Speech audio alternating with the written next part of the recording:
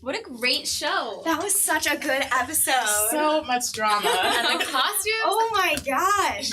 Oh, hey there. We were just catching up about the latest episode of Versailles. You've seen episode 2, right?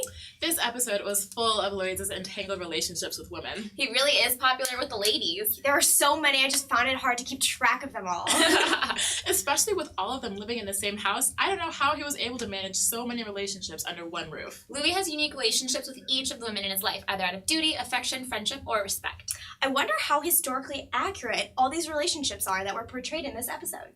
Well, I know that for sure that while the doctor's daughter Claudine is super interesting, she's a fictional character. So she's definitely a 21st century character living in the Palace of Versailles with a feminist and scientific approach to medicine. But poor Maria Theresa, she really was Louis's wife. I don't know how she put up with all of his indiscretions.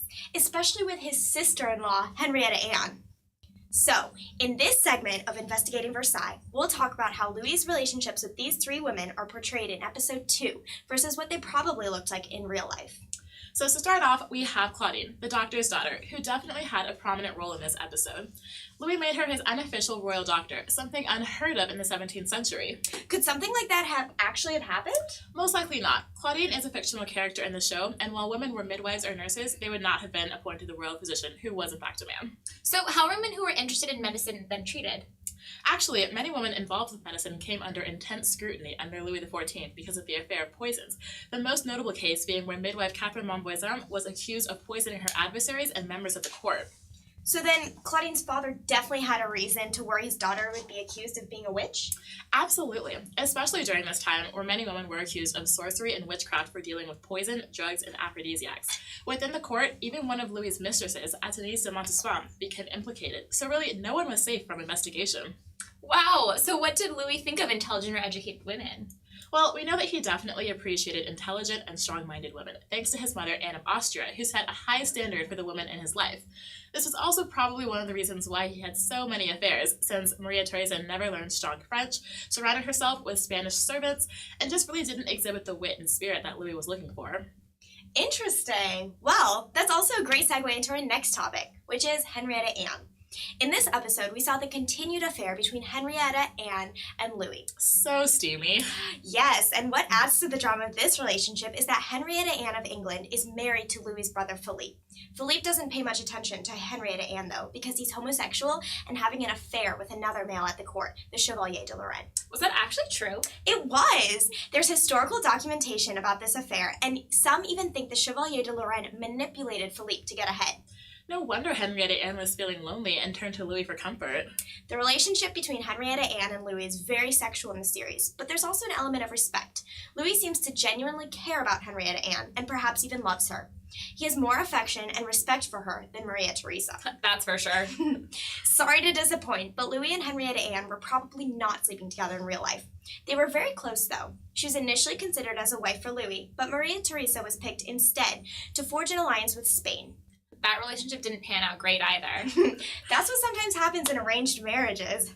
Even though Maria Theresa was picked for Louis, he and his mother still wanted a relationship with England, so Philippe married her. In France at the time, especially due to religious reasons, a sister-in-law was viewed as a sister, so this affair would have been considered incest. They may not have been having an affair, but their close relationship must certainly have aggravated Maria Theresa.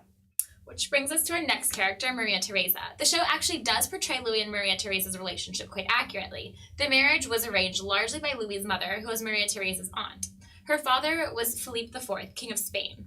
But how did she feel about all of Louis's indiscretions? Good question. Maria Theresa, by many accounts, tolerated Louis's many affairs, and it seems that she viewed their marriage as her job rather than as a romantic partnership.